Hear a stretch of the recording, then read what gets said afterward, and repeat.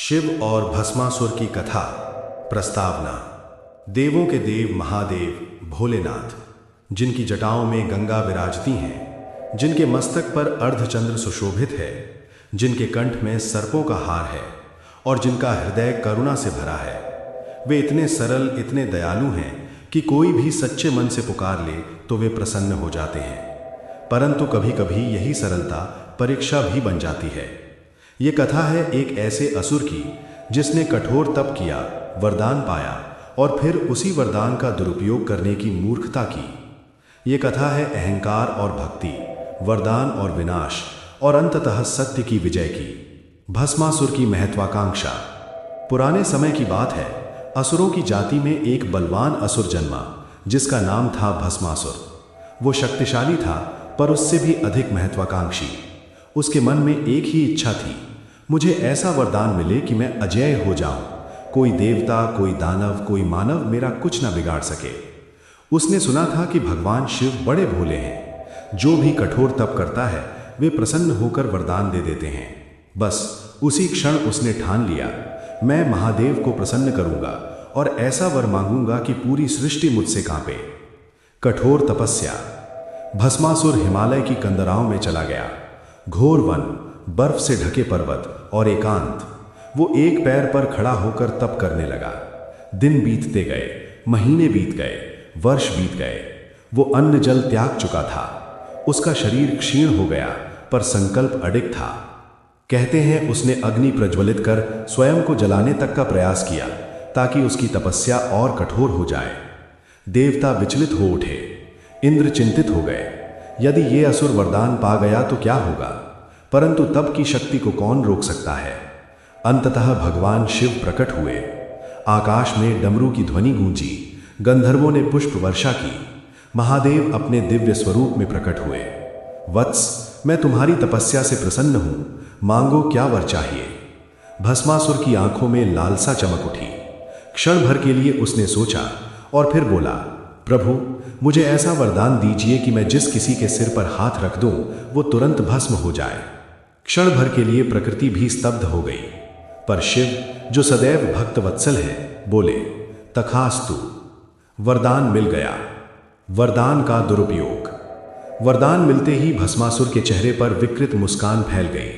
उसने सोचा, अब मैं सबसे शक्तिशाली हूं, देवता भी मुझसे डरेंगे। पर उसके मन में एक और दुष्ट विचार आया, क्यों ना पहले इसी वरदान की परीक्षा कर लूं। उसने चारों ओर देखा, फिर उसकी दृष्टि स्वयं महादेव पर पड़ी।